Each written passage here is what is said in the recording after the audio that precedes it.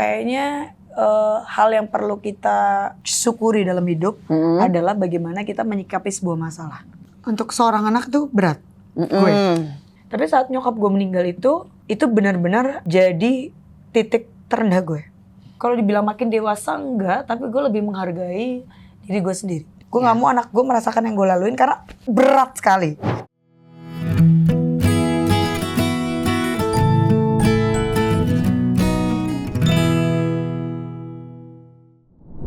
Selamat datang di rumah manis kita, Lollipop, Love, Life, and Podcast. Tempat dimana kita akan ngobrolin cinta, kehidupan, dan kebahagiaan versi diri sendiri. Oke, selalu bersama aku Selfie Kitty ya, yang akan siap nemenin kalian dengan cerita-cerita hangat tentunya dan apa adanya. Bintang tamu kali ini sebenarnya gue males sih ya. Gue males deh sebenarnya, tapi gue kepaksa ngundang dia karena nggak ada bintang tamu gitu loh. Jadi ya udahlah ya, kita kasih tahu dulu kisi-kisinya seperti apa sih sosoknya. Ini ya, dia itu yang nggak cuma cantik. Malas deh, kepaksa deh gue. Nggak cuma cantik, terus tangguh, tapi juga dikenal disiplin banget. Masa iya sih? Pekerja keras dan punya semangat hidup yang inspiratif. Masa sih dia nggak? Apalagi tuh bacanya, dari dunia hiburan, olahraga sampai otomotif dan bisnisnya juga gila banyak banget. Langsung aja lah ya kita sapa. Ini dia Nabila Putri.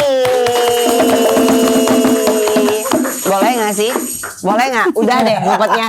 Apaan sih Nabila Putri, tepuk tangannya. Podcastnya membayar 1.000 penonton bayaran nih. Banyak, ini gratis semua kan, termasuk lo. Oh iya betul, kalau itu betul. Itu sih bukan lain ya. Oke, kakak. Ya Allah, gue manggilnya kakak. Kan emang kakak, sama gue panggil kakak. Oke, karena Nabila itu katanya dikenal sebagai sosok yang energik. Bisa nggak lo nggak baca? Ya nggak bisa. Kenal gue ya, nggak apa-apa. Ini biar lebih detail gitu kan. Dikenal energik, moge iya, terus cantik. Nggak juga, lo kan nggak pernah olahraga. Dulu iya. Terus konten kreator juga. Nah, kalau hidup lo sekarang itu kalau diibaratin permen lollipop sama kayak program gue ini, lo lagi manis, asem, pahit, mungkin lagi seger-segernya atau lagi seperti apa rasanya? Seger lo masih hidup gue. Alah, masa sih kenapa pilih seger? Apa sih maksudnya alasan kenapa mesti jawab seger itu apa yang kamu rasain? Seger kenapa ya? Karena abis minum ya? Enggak. Apa tuh ya? Itu jus orange. Oh iya benar. Apple juice. Oh iya, apple juice, iya benar. Seger karena menurut gue setiap waktu kita boleh nggak duduknya di sini aja? Kenapa sih? Kejauhan gitu biar nggak belakang.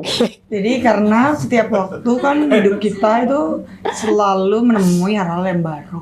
Oke. Jadi harus segar. Jadi banyak hal-hal baru yang buat belajar, buat berkembang. Jadi ya seger-seger aja hidup ini, ya kan? Harus dibikin segar ya. Ya udah kalau gitu cheers dulu.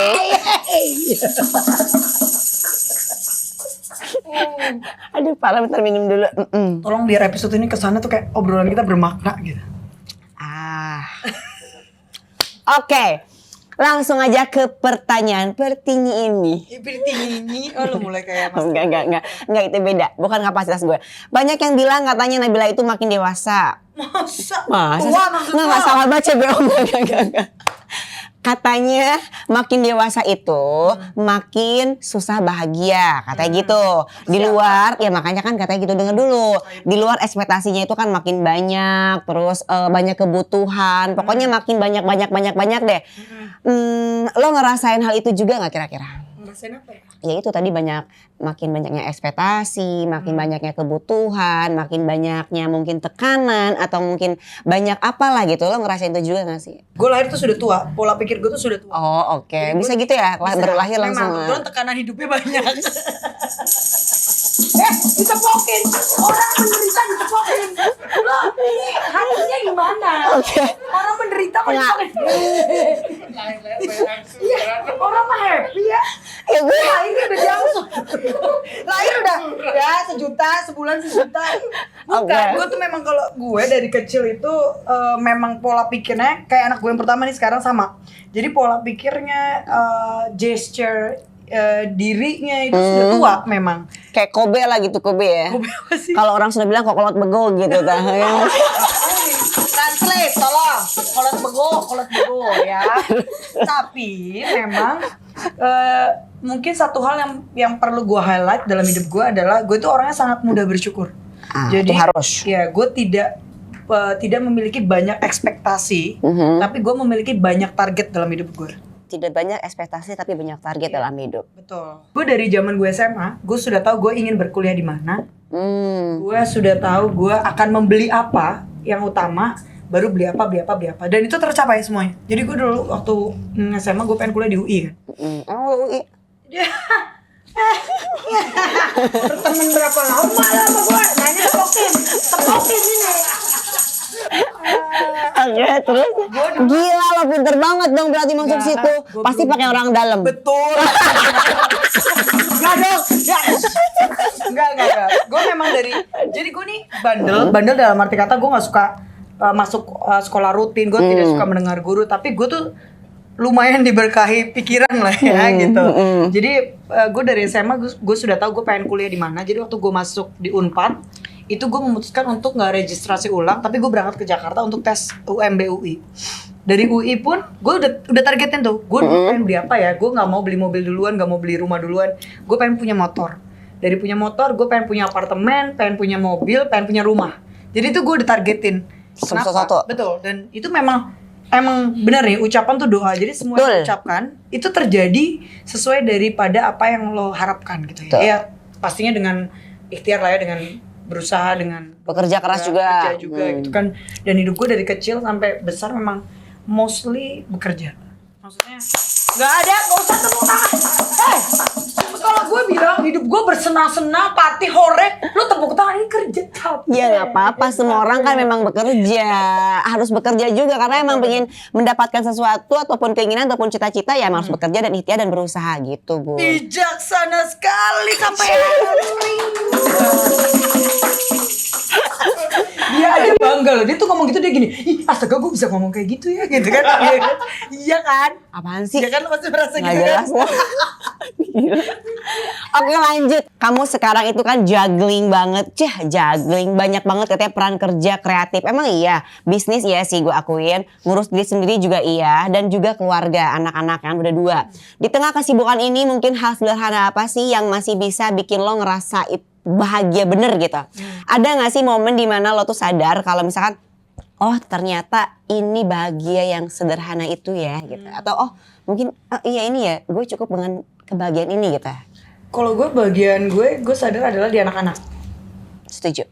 Kalau gue ya gitu, karena kan ya lo tau lah gue sangat attached with my kids gitu, dan gue di anak pertama memang memutuskan nggak pakai helper.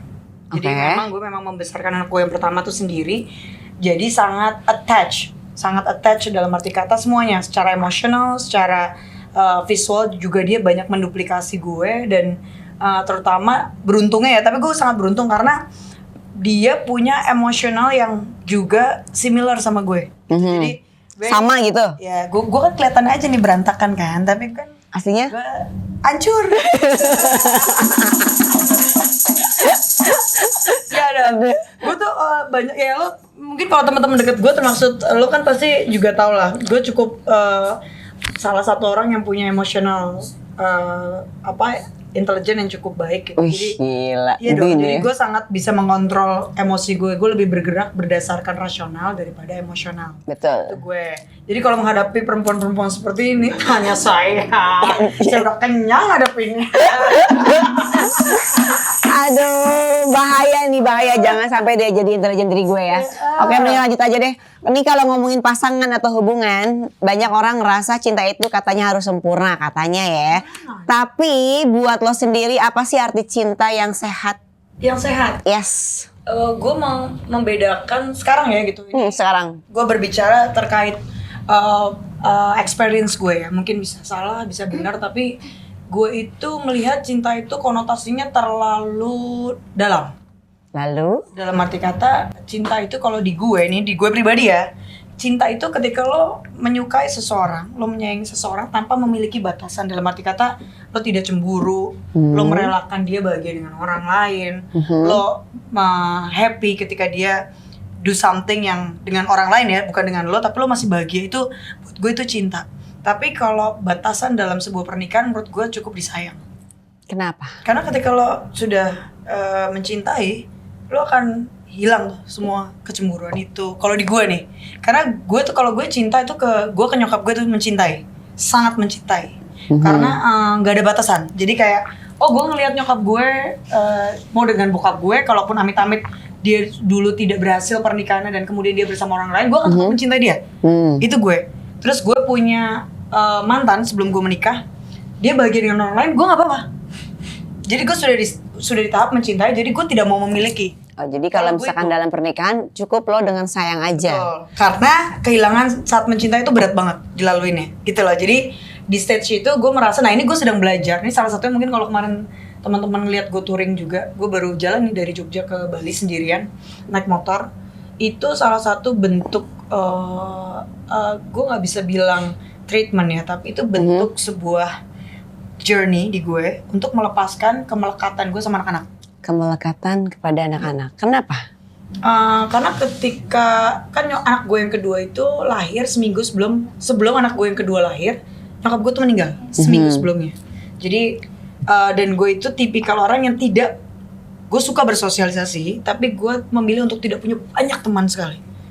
Ngerti nggak? Ya kan, lo tau teman-teman gue itu doang. Tapi jaraknya memang 10 tahun, 15 tahun, gak pernah berganti banyak gitu. Jadi gue tuh sangat dekat dengan nyokap gue. Dari kecil sampai gue nikah pun gue masih tidur bareng, mandi bareng, masih party bareng, masih pokoknya everything itu with my mom. Ya. Kenapa? Karena dia salah satu orang yang menurut gue tidak pernah judging dalam hidup. Dan itu diturunkan juga mungkin ke gue ya. Jadi that's a good things. Dan ketika nyokap gue meninggal seminggu sebelum anak gue Lahir. itu grieving, kehilangan, tapi gue tidak menyadari saking mendadaknya. Jadi gue tidur, gue bangun, nyokap gue nggak ada, terus gue tahu bahwa gue kehilangan gitu, tapi gue nggak sadar, ngerti nggak? Jadi yang gue sadari adalah selama hampir 4 tahun, dan gue sekarang masih berjuang untuk melepaskan kemelekatan sama almarhum nyokap gue ya. Itu ternyata gue menyadari bahwa itu terjadi juga di anak-anak gue. Jadi karena gue kehilangan nyokap gue, gue punya rasa ketakutan kehilangan anak-anak gue jadi attach-nya berlebihan. Gue tuh bisa kayak, ini kan lo tau kantor gue ya dari rumah ya, 5 menit tuh ya. Ya jalan kaki lah ya. Nah ya kan, jalan kaki gitu 5 menit. Gue bisa dalam satu hari itu nanyain mbak gue 4-5 kali. Anak-anak lagi ngapain? Udah makan belum? Gue bisa pulang ke rumah, nyiapin makanan, balik lagi ya kantor. Ya lo tau lah ya, gue begitu ritmenya gitu. Malam nih kayak jam 6 gue masih kerja, gue bisa balik ke rumah, nemenin anak-anak bentar gitu ya. Iya, sampai tidur gue balik lagi ke kantor. Nah, itu ternyata nggak sehat buat gue. Karena akhirnya ada suatu momen tuh gue benar-benar merasakan gini, kok gue salah nih kayaknya. Kalau as a best version of me as a mother, mungkin bagus buat anak-anak gue. Tapi buat diri gue sendiri, kan namanya usia nggak ada yang tahu ya. Yes. Ketika nanti hilang, salah satunya hilang, gue nggak mau anak gue itu merasakan apa yang gue rasakan ketika gue kehilangan nyokap gue. Nah itu gue nggak mau. Karena gue grieving gue 4 tahun. Ini 4 tahun sampai detik ini tuh gue dulu 3 tahun pertama, bahkan sahabat-sahabat deket gue yang udah mungkin 10 tahun, 15 tahun, itu sampai dikasih tahu untuk jangan pernah bilang sama Nabila, gue turut berduka ya. Itu gue gak mau denger. Jadi gue ketemu tuh gak ada yang bahas nyokap gue meninggal. Tapi ternyata itu salah juga. Kenapa? Karena gue jadi gak sadar nyokap gue udah meninggal. Ngerti gak? Ngerti, tapi pada akhirnya sekarang di 4 tahun setelah kehilangan nyokap gitu ya. Oke. Jadi gue akhirnya ke psikolog bahwa gue tuh gak sholat 3 tahun. Jadi gue nggak ibadah selama 3 tahun karena gue marah. Marah akan kehilangan nyokap gue. Kondisi gitu ya. Ya karena gini, ini kan gue paling mengenal diri gue sendiri ya, bahwa bagaimana gue men-take care of my mom gitu ya. Gue tuh sampai dalam hati marah ada di fase gue gini, lo kenapa ambil nyokap gue sih gitu? Lo ambil aja nyokap orang-orang lain ya, yang nggak diurus, yang nggak pernah ditengok, yang nggak pernah dihidupin. Ya dia lo marah lah gitu ya. Kenapa gue? Gitu, gue tuh menelpon nyokap gue 8 hari dalam 1 minggu, ngerti nggak lo? Jadi, tapi itu akhirnya statement gue itu menjawab diri gue sendiri. Ya karena lo mencintai nyokap lo berlebihan. Tuhan ambil deh tuh, gitu. Sok tahu sih lo gitu. Lo tuh nggak bisa lebih baik daripada Tuhan membahagiakan dia gitu. Jadi pas dia meninggal, tapi gue untuk menyadari itu gue butuh waktu 4 tahun. 4 tahun tuh benar-benar ada satu momen yang gue alhamdulillah di 1 tahun terakhir ini gue kembali lagi.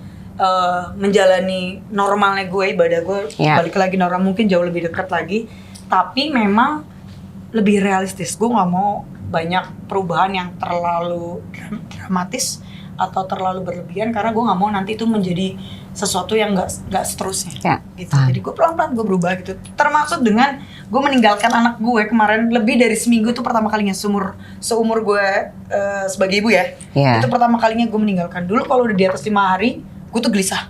Kayak bener-bener, gue harus, ini pulang jam berapa ya? Aduh pulang tanggal berapa ya? Telepon anak gue, video call anak gue. Jadi bagus gitu ya. Gue juga bukan berarti gue jadi nggak ngurusin suami gue, nggak ngurusin rumah gue, nggak, tetap gitu. Tapi gue akhirnya kelelahan, tapi gue nggak sadar. Karena gue bisa lagi sakit banget, gue bangun, gue ngajak anak-anak gue main. Ya lo tau lah, kayak gue ke Abizard kan, gue tuh ke anak lo kan gue treat dia kayak anak gue. Kalau lo kan galak kayak ibu tiri kan ya. Kalau lo kan tipe yang kalau marah, Abizard, mama nggak suka ya kamu gini-gini gitu kan. Kalau gue tuh galak, anaknya dia tuh takut banget sama gue. Inget nggak yang pas di kolam renang dia teriakin mbaknya, terus gue gini, Abizard, aku nggak suka ya, it's not nice. Dia langsung gini, oke, gitu. Karena gue tegas banget sama anak-anak gue, sama iya kan, gue sama anak lo aja tegas kan. Karena gue melihat anak kecil tuh, gue suka sama anak kecil. Gue kalau bisa punya anak 12, gue punya anak 12. Tapi kan biaya sekolah mahal ya. Ya Allah, itu mahal banget ya sekolah. Kak, lo juga dikenal aktif di dunia otomotif. Yang mungkin untuk sebagian perempuan itu bukan hal yang gimana ya, bukan hal yang biasa. Gue juga sama ya, lo kan udah paham banget gitu kan, apa-apa tuh ngerti gitu. Gue mah kan taunya cuman lo mendingan foto deh di situ, nanti gue yang arahin ya cara fotonya, lo nggak usah kagak ngerti. Nah, apakah hobi seperti itu justru jadi salah satu sumber kebahagiaan lo, dan bagaimana caranya lo menyeimbangkan hobi tersebut dengan kehidupan keluarga? Kalau gue sih nggak ada yang perlu diseimbangkan sih, karena mungkin kalau motor itu udah menjadi bagian dari gue dari kecil. Bokap gue tuh kan main trail. Gue dari kecil udah main motor gitu. Jadi bukan sesuatu yang keren menurut gue. Tapi bikin duit kalau sekarang gitu. Hobi tapi jadi bikin duit. Betul. Dan bikin uangnya juga pun bukan dalam skala pendek. Jadi otomotif itu jadi core bisnis gue di tahun di 5-6 tahun terakhir ini, sampai dengan ya hopefully di tahun-tahun berikutnya gitu. Karena memang berbisnis di otomotif atau berbisnis di bidang yang kita pahamin banget. Nggak banget sih, maksudnya gue juga masih banyak belajar. Tapi di bidang yang kita sukain itu jauh lebih memudahkan kita untuk belajar lebih banyak. Ibaratnya seperti itu. Jadi itu pun yang membuat gue akhirnya merasa gak ada yang perlu di-balance dari kehidupan pribadi gue. Karena ya itu tadi, gue tuh overserving orangnya. Jadi gue berusaha di tengah kesibukan gue itu, gue masih ke anak, ke rumah. Masih bisa dibagi lah waktunya.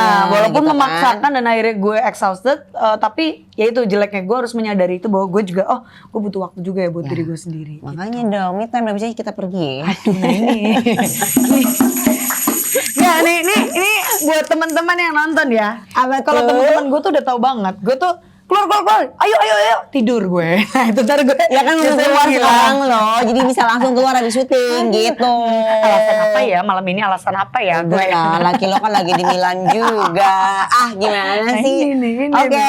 Ada gak sih hal yang harus dirubah dari cara lo memandang hidup setelah punya anak? Nah, terutama soal cinta dan kebahagiaan. Nah, kan anak cakep ya? banget. Yes. Anak, pasangan.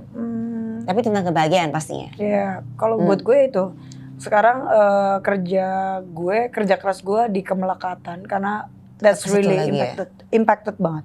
Gini, kalau lo punya, ada beberapa teman gue pernah posting, dia punya orang tua yang bad image, you know like abusive, mintain uang doang, ini itu gitu. Terus gue jawab, ada satu sahabat gue banget. Akhirnya gue bilang sama dia gini, kayaknya hal yang perlu kita syukuri dalam hidup adalah bagaimana kita menyikapi sebuah masalah. Karena lo kehilangan orang yang begitu lo cintai pun gak semudah itu. Ngerti gak lo? Kayak tidak semudah itu. Nih gue 3 tahun waktu itu nggak sholat gitu ya. Hari pertama gue sholat maghrib, gue masih inget banget. Itu jam 6.30. Gue Al-Fatihah itu 10 menit aja gue nggak keucap. Kenapa? Gak mau, marah. Nah itu tapi gak hafal. Gini, mohon maaf nggak hafal lagi. Itu benar-benar di rakaat pertama itu gue baru gini. Habis iftitah gue diem. Terus gue ulang lagi sholatnya. Karena menurut gue kayak nggak mau kali gue ya, belum mau kali ya gitu. Terus lagi tuh habis iftitah mau Al-Fatihah baru gini gue diem, tau gak? Jadi tangan gue tuh bergetar, mulut gue semua, dan itu gue merasakan itu real daripada rasanya kehilangan. Dan itu untuk pertama kali gue sholat maghrib 30 menit. Lo bisa bayangin gak? Betapa setiap ayatnya itu ketika gue bacakan itu tuh menyakiti gue. Bener-bener kayak hati lo tuh ngerasa kayak itu yang gue rasakan, dan itu berat. Maksudnya untuk ya kan lagi ketawa nih. Lagi nangis Bani. Ketawa bodoh. Iya. Untuk seorang anak tuh berat. Gue. Apa ya? Gue tuh sebelum nyokap gue meninggal, sebelum gue nikah. Di umur 29 kali ya. Sebelum gue akhirnya berpisah sama pasangan gue yang terakhir, gue tuh memutuskan untuk tidak menikah. Oke. Karena buat gue kayak, buat apa ya gue menikah gitu. Gue tuh bahagia banget sama nyokap gue, bokap gue, kakak gue, anaknya. Gue financial, gue stabil. Gue hidup gue baik-baik aja, gue cukup. Bahkan untuk gue saat itu gue lebih. Kayak kadang gue sampai kalau lagi ngelihat diri gue sendiri, gue gini, gue kurang menikmati hidup kali ya, kok duit gue kok gue simpan doang. Tapi gue udah ngasih orang tua gue udah ngasih kakak gue, udah ngasih bapak gue, udah ngasih semua orang gitu. Tapi kok masih lebih ya gitu. Gue saat itu merasa lebih ya kan, cukup dan lebihnya orang kan beda-beda. Tapi saat nyokap gue meninggal itu benar-benar jadi titik terendah gue. Karena di saat itu gue secara tidak langsung gue memiliki anak kan. Jadi sebagian diri gue harus fokus ke anak gue. Ya. Sebagian lagi gue kehilangan, tapi gue tidak menyadari itu. Yang gue tahu adalah setiap hal yang terjadi di hidup gue cuma ngomong gini, ini kalau ada nyokap gue dia jawab apa ya? Ini kalau mah, jadi gue selalu kayak, mah gue harus apa ya gitu. Mah, aku capek kali ini ya gitu. Atau mah, aku tuh kenapa ya gitu. Atau mah, jadi everyday tuh ketika gue di 4 tahun terakhir ini, jadi gue sampai sekarang pun gue masih berjuang gitu untuk melepas kemelekatan gitu. Makanya gue kemarin pas touring, kenapa gue bilang otomotif jadi salah satu hal yang sangat impacted di hidup gue. Karena ketika gue riding, gue motoran, itu gue tidak distracted untuk melihat foto nyokap gue, ngubungin anak gue. Karena gue sibuk untuk mikirin diri gue sendiri. Bil nih kalau lo gak fokus sama diri lo sendiri nih, orang lain selamat, lo nya enggak. Itu yang terus gue gitu. Terus gue ngomong sama diri gue sendiri, lo maunya apa nih? Kalau lo riding sendiri, lo gak ada yang menentukan lo kapan harus berhenti, lo kapan harus jalan, lo gak perlu mikirin orang lain. Jadi gue selama hampir 35 tahun, hidup gue tuh gue terlalu banyak memikirkan orang lain. Bahkan di saat gue susah, gue memikirkan orang lain. Nah itu yang dulu adalah kata-kata dari nyokap gue yang paling gue inget. Dia bilang gini, lo nih jadi orang, kata dia, lo tuh gak perlu sibuk mikirin orang lain. Lo sesekali lo tuh harus egois sama diri lo sendiri. Mau ada 1000 orang tersakiti tapi lo bahagia, ya udah nggak apa-apa, jalanin gitu. Karena lo tidak pernah punya inisiasi untuk menyakiti orang lain gitu loh. Gue nggak pernah berinisiasi untuk ada orang nih jahatin gue itu, atau membenci gue, atau bicara buruk tentang gue di luar. Gue paling cuma kayak enggak kok, enggak, baik-baik aja. Nggak ada apa-apa gitu. Jadi apapun yang terjadi di hidup gue itu, gue terlalu take it very positive. Sampai akhirnya gue lupa bahwa itu mengorbankan diri gue sendiri. Gitu. Nah, 4 tahun itu kan bukan waktu yang pendek ya. 365 hari kali 4 gitu. Jadi day by day gue laluin itu dengan banyak hal lah yang akhirnya gue juga, kalau dibilang makin dewasa enggak, tapi gue lebih menghargai diri gue sendiri. Gue lebih kepada Bill gitu, ini lo happy banget lo ya kalau sama anak-anak lo ya gitu. Tapi can you imagine one day, gue bilang gitu, kalau lo nggak ada, anak-anak lo ini nanti akan melalui kayak yang lo laluin. Lo mau nggak? Nah gue nggak mau. Ternyata gue memutuskan, gue tidak mau. Gue nggak mau anak gue merasakan yang gue laluin karena berat sekali. Dan belum tentu anak gue itu punya mental yang seperti gue, ya. Belum tentu dia punya pola pikiran seperti gue. Belum tentu dia juga punya kemampuan menghadapi seperti gue gitu. Jadi akhirnya gue memutuskan sekarang ya gue ninggalin anak tuh lebih dari seminggu tuh oke lah ya. Maksudnya fine, kan gue sering banget kan lo ajak, Bil, Kak ke ini yuk. Sampai berapa lama? 10 hari. Aduh gak bisa deh gue. Kak ke ini yuk. Berapa lama? Ya paling seminggu 2 minggu. Gak bisa deh gitu. Tapi gue tuh gak mau membuat teman-teman gue tuh merasa bahwa lu kenapa sih menghindar terus? Bukan. Jadi gue gak perlu menjelaskan hal yang menurut gue kayak terlalu personal. Karena itu gak normal sebenarnya gitu loh. Itu normal, gue tuh akan menjadi normal ketika dalam 6 tahun gue menikah. Udah 6 tahun ya? Udah 6 tahun. Gue masih bisa keluar sama teman-teman gue masih bisa pergi gitu. Itu normalnya. Iya memang pada dasarnya juga harus begitu. Jadi lo emang bener kata almarhum nyokap lo ya, sorry ya. Jadi lo cerita tuh menurut gue tuh lo harus lebih sedikit egois kali ya buat diri sendiri yang makanya namanya me time, Mbak.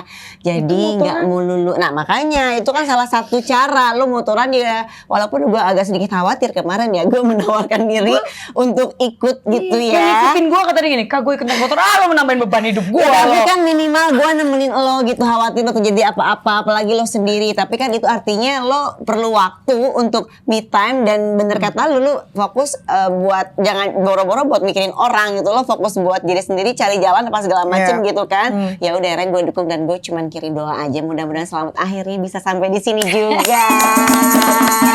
Selamat. Telat kamu ya, telat kamu ya. Dulu ngapain sih lu? Tidur. Duduk nggak? Ya sedih. Sih, tapi dia tadi bilangnya lagi nangis malah bukan nangis, lagi ketawa kan. Gue lagi ketawa. Oke, Kak, nih ada nggak sih ya Kak? Jadi gue ikutan sedih tapi gue nggak nangis, kenapa ya Ben? Enggak, karena lo ya udah lah.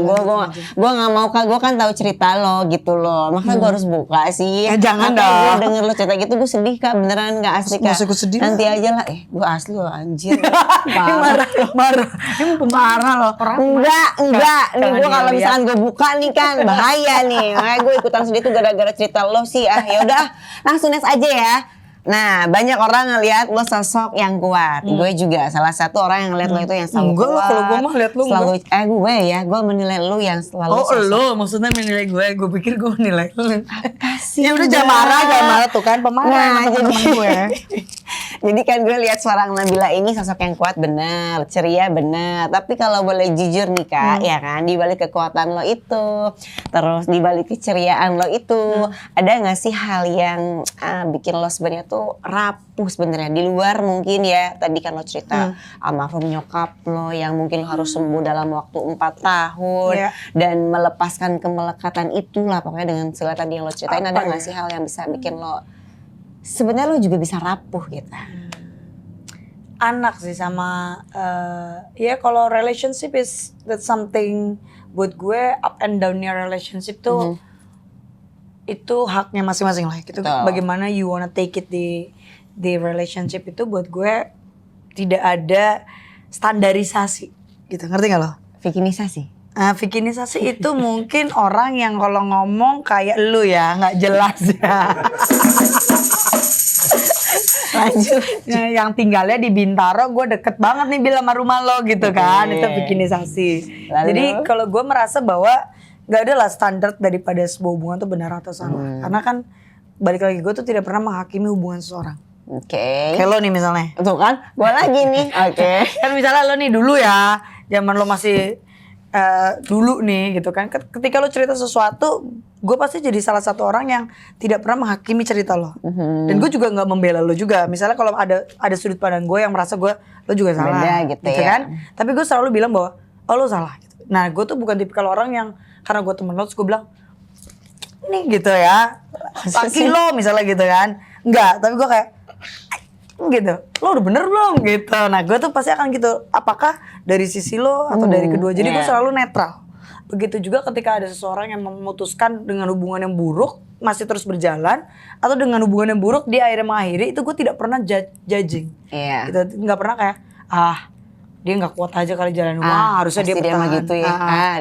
Dia mah ya baru kayak gitu udah pisah. Nah gue tuh nggak pernah kayak gitu. Jadi buat gue kayak ketika ada berita kurang baik ya gue kayak keputusannya begitu ya. Oh ya sudah gitu. Jadi kayak misalnya lo dulu ketika lo bilang Kak akhirnya lo mungkin kalau bukan berteman sama gue, lo mungkin udah bisa dari 2 tahun sebelumnya ya. Masa sih? Iyalah lo bilang. Karena gue selalu kayak dicoba perbaikin. Ayo coba perbaikin. Coba ya kan? perbaikin. Tapi kan udah ya itu yang udah nggak usah dibahas ya. No, at least you try gitu. Lo mencoba. Tapi ketika sudah mencoba dan tidak berhasil, ya sudah. Udah. Kembali lagi keputusannya di kalian bahwa oh ya mungkin akan lebih baik, akan lebih sehat buat anak-anak juga ketika lo tidak bersama gitu kan. Kita nggak pernah bisa menghakimi hidup orang. Betul gitu loh. sekali. Iya, bijaksana banget gue. Tapi emang bener sih. Nabi ini salah satu temen deket lah ya, yang bisa dibilang kakak gue juga sih. Dimana kalau lagi ada masalah-masalah pasti larinya ke dia. Aku ngaku. Oke, ini Karena tadi gue nggak ember kali ya, gue nggak ember. Gue Masa nggak sih? ember. Nggak. Enggak sih, iya benar sih. Lo terus Deswita, terus banyak sih temen di situ juga ya. Emang semuanya keep lah ya. Iya, Satu sama lain emang udah punya rahasia sendiri yang harus kita jaga. Oke, lanjut. Ini sekarang ada games namanya Mood Meter nggak? Apalagi tuh. Mood Meter itu Makan sambal. Enggak, itu beda. Itu dibukanya nanti. Jangan Oke. diminum, itu beda Jangan lupa ya. sambal janda. Waduh, ini asik banget pedesnya. Nyoba. Udah. Salah baca. Mood Meter ini, jadi aku akan kasih beberapa situasi. Lo cuman cukup kasih ekspresi yang dimana mewakili pertanyaan-pertanyaan yang akan aku kasih. Oke. Anjay. Oke. Tapi nanti pas gua kasih belum. Gua kasih pertanyaan, lo kasih ekspresi, tapi lo juga harus kasih apa alasannya kenapa muka lo begitu. Misalkan kenapa muka lo jelek gitu. Oke. Atau nggak muka lo mungkin dong kalau itu. Baiknya, oke, kita langsung ke pertanyaan. Ya. Waktu anak ngambek tapi kamu lagi capek banget. Oke. Langsung nih. Atau dikodein. Tuh, 2. Kenapa, Bun? Kakak. Tapi gue soft-softan banget emang. Oke. Ya kan beda banget ya lu ya. Kakak, oke, gue pengen tahu siapa tuh gue Ya. belajar. Kakak, I'm so tired. Tapi gue memang gitu. Anak gue tua sih jadinya. Iya, Mami. No, dia manggil gue kan Honey. Oke, ya, Oke, Honey. Honey. I'm so tired. Can we talk tomorrow? Why? Why, Lala? Why? I wanna talk now. Can you give me 5 minutes? Okay, Lala. Why 5 minutes? Masih nanya lagi. Oh iya, anakku kritis banget. Why 5 minutes? Because I have to change my clothes. Okay, I will follow you. Kakak, you are not allowed to follow me. Why? Why, Lala? Why, Lala? I'm not allowed to follow you. You are a man. I'm a woman. I have to change my clothes. Itu udah. Udah, dia ngerti kalau itu. Gue kayak beda deh. Ya, kayaknya nggak usah diceritain ya. Kalau lu kan saya tahu ya. Gue kayak, Ma. Udah ya, berisik ah.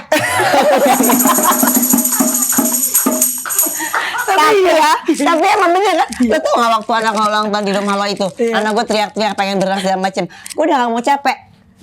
Langsung kayak gitu, udah langsung satset gitu. Tapi kalau di rumah emang bener sih, anak tuh kadang ya ini bener.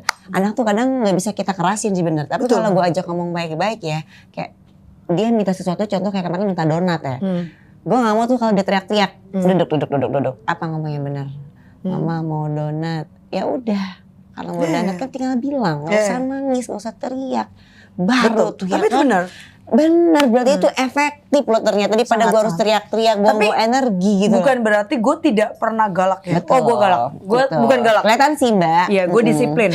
Ya kan? Tapi gue kalau tanya ke anak gue gitu, Lala galak nggak? No, you so lovely.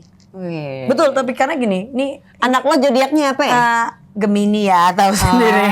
Oh, Gemini. Nggak, tapi gini. Beda sih ya. Tapi ini yang gue pelajarin ya dari, maksudnya kan gue nggak expert di parenting, tapi I do by myself. Jadi gue mempelajari banget tentang bagaimana memperlakukan anak kecil gitu ya. Karena gini, mereka itu kan tumbuh kembangnya itu visual. Dia nggak bisa tuh banyak mendengar, dia banyak melihat gitu. Jadi apa yang dia lihat adalah apa yang dia tiru gitu. Anak gue yang pertama tuh gue banget, very physical touch. Jadi apa-apa tuh kalau ngomong nyentuh. Harus nyentuh. Mau tidur tuh kayak, you forgot to kiss me loh Lala. Karena gue begitu. Terus dia suka ciumin pundak gue, suka ciumin kepala gue. Karena gue begitu ke mereka. Nah jadi ketika pola emosinya gue baru mempelajari ketika dia umur 5 tahun. Dia ada satu momen marah tuh yang meledak banget. kesel sama bapaknya misalnya gitu ya, berantem sama bapaknya. Tapi dia tuh bukan, gue hampir nggak pernah berantem sama dia. Kalau dia berantem sama gue tuh argumen, negosiasi gitu loh kayak, gitu. Terus dia ada satu marah, gue ngerasa gue melihat diri gue sendiri, karena gue tuh nggak bisa marah orangnya. Gue tuh, jadi gue udah ke psikolog, gue tuh punya namanya anger in. Anger in problem itu adalah emosi yang tidak bisa keluar. Jadi gue kalau marah, itu gue di fase yang kayak nggak bisa marah. Bye-bye lo, ntar kayak temen gue penyakit. Betul. Nah itu benar, harus diekspresikan. Tapi bentuk ekspresi gue adalah komunikasi. Betul. Jadi ketika lawan bicara gue bisa berkomunikasi dengan baik, itu relief. Tapi ketika tidak, gue memilih untuk diem. Nah anak gue itu kemarin ada satu fase, dia marah, terus dia kayak I don't like it. Itu gue, ketika gue udah marah, tapi terus dia marah segala macem. Terus ketika gue datangin dia, gue bilang ini, can you breathing first. Dia anak umur 5 tahun loh ini, tapi dia tuh memang dewasa mah. Dia gini, Lala, I don't like it. He think that I'm doing that. Jadi dia merasa dia tidak melakukan sesuatu, tapi dia dipaksa untuk mengakui sesuatu. Nah itu dia tidak suka gitu. Terus gue gini, calm down.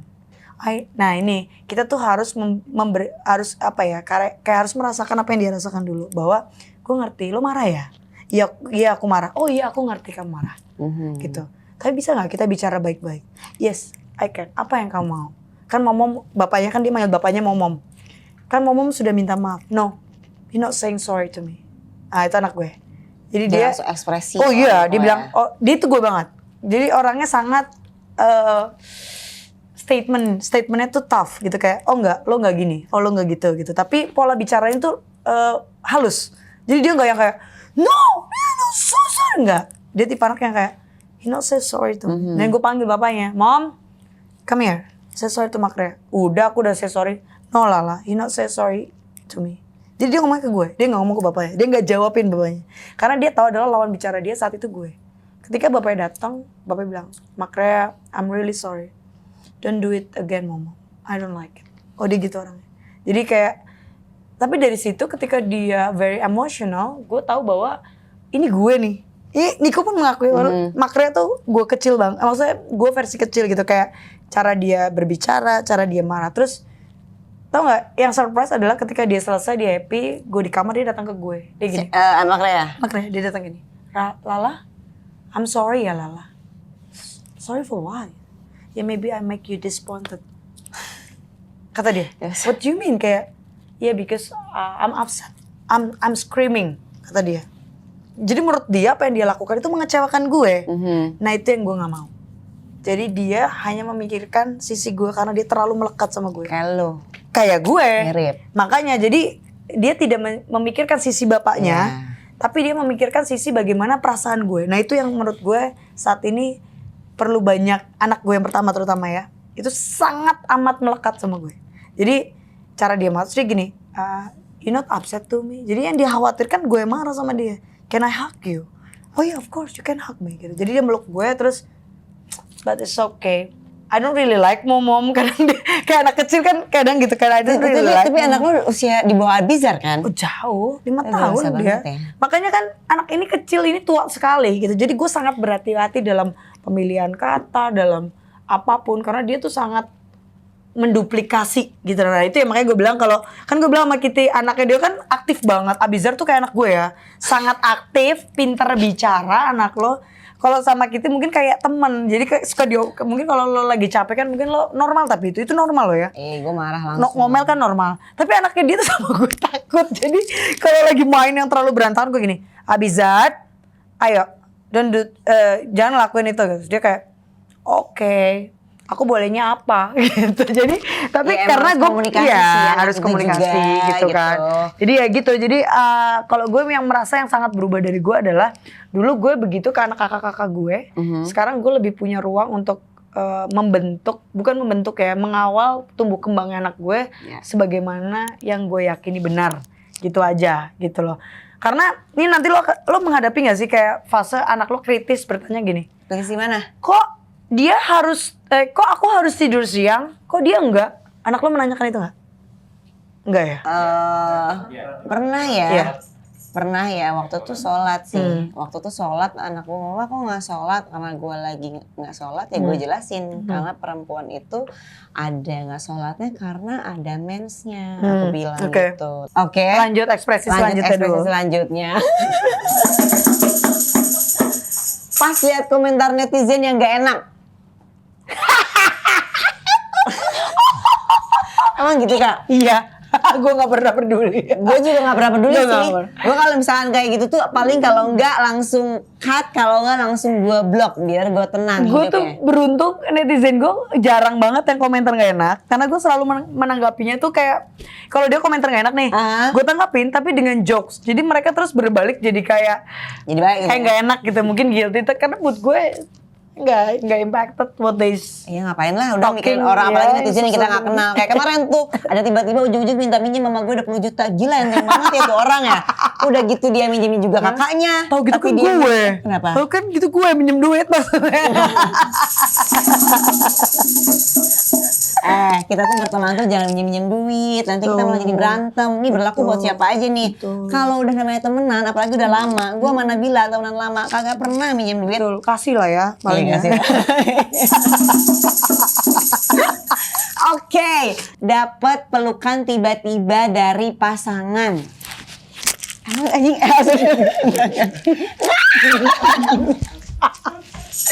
kenapa aja? Enggak gitu dong. Emang itu kan mohon maaf ya. Emang gue gitu? Enggak bener. Itu garis bawahi ekspresi. Ekspresi. Lah, sih, kameranya harus dari atas loh. Gue tahu kan supaya gue kaget itu langsung seus ya Iben. Kan gue bilang, gue tuh physical touch banget orangnya. Sangat. Jadi gue jadi harus physical touch. Jadi kalau misalnya ada orang pasangan yang orang sih. Pasangan yang tiba-tiba meluk lo dari belakang, lo langsung gitu-gitu ya, langsung enggak kayak gini-gini juga. Wow, nggak gue sangat physical touch. Ya tadi dipakai apanya tuh? Iya, maksudnya lebih vulgar dapurnya, masakannya, dinner bersama. Iya benar-benar. Oke, lanjut. Nah, pertanyaan sebelum penutup ya. Ini lo harus jawab sih. Panjang ya ini podcast? Iya dong. Nih, karena Bila, lo kan banyak. Lo kan perempuan muda. Banyak perempuan muda di luar sana yang mungkin terinspirasi lah ya dari perjalanan hidup kamu. Dengan kreatif tadi, mandiri juga, anak motor iya, udah gitu cantik gitu kan ya. Beneran, gue nih akuin lo cantik. Bener gak cantik gak? Cantik dong. Tapi ini bukan merendah untuk meroket ya. Gue tuh selalu mengagumi perempuan-perempuan. Beneran, gue tuh gak pernah merasa cantik. Jadi gue suka kayak, ih anjir gue kok secantik dia gimana ya gitu. Lah sama. Iya kan? Maksudnya tapi gue bangga, gue di lingkungan teman-teman gue tuh cantik-cantik tuh gue senang. Kayak gue bangga gitu ya. Nih, apa satu pesan yang mungkin paling ingin lo sampein buat mereka agar bisa bahagia versi mereka sendiri? Apa? Coba kan Nabila. Tunjukkan pesonamu. Apa ya mikir dulu. Jangan pernah kehilangan diri lo sendiri. Yes. Kehilangan diri lo sendiri, bukan jati diri ya. Kehilangan diri lo sendiri dalam arti kata lo harus tetap menjadi diri lo dan lo berharap punya pasangan yang menerima lo menjadi diri lo sendiri. Itu sudah paling top easy life. Asik. Jadi gimana coba diulangi. Coba diulangi. Pendek aja. Jangan pernah kehilangan diri lo sendiri. Dan temukanlah pasangan yang bisa menerima lo menjadi diri sendiri. Nah, itu cakep tuh. Ini baru cakep. Obrolannya bener-bener inspiratif. Inspiratif banget tentang cinta tadi udah, keluarga juga udah, kebahagiaannya juga udah, lebih ke anak sih lo ya. Ada yang belum? Apa tuh? Keburukan selfie Kitty. Mari kita bahas cerita masa lalu selfie Kitty. Saya tahu dari A sampai Z ya. Parah. Nggak ada urusan ya, tolong ya. Nanti ya di podcast saya ya. Oke, baik. Nggak punya saya sih. juga nggak mau diundang. Ya ampun, Kak, thank you banget Kak udah memberikan waktunya dari Bintaro tadi ya. Enggak, Dari mana dong? rahasia dong. Oke, dari tempat Dari yang tadi ya. dari tempat yang jauh nyampe ke sini. Terima kasih dengan energi positifnya tadi, terus jujur juga dan bikin semangat. Di sini Yeah. tepuk tangannya boleh sekali lagi. Nah, buat kalian yang dengerin, aku juga pengen tanya, kalau misalkan di ibarat lollipop itu perasaan kalian ini lagi asin, manis, gurih, atau mungkin lagi pahit? Bisa di-share di kolom komentar, kita bisa sama-sama sharing. Oke. Kalau begitu, sebelum kita tutup, boleh dong Kakak Nabila yang cantik kasih kata-kata hari ini buat teman-teman lollipop. Angkat gelasmu, let's go party!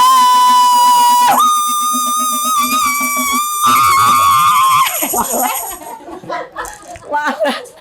Oke, kalau begitu sampai ketemu di Lollipop episode selanjutnya.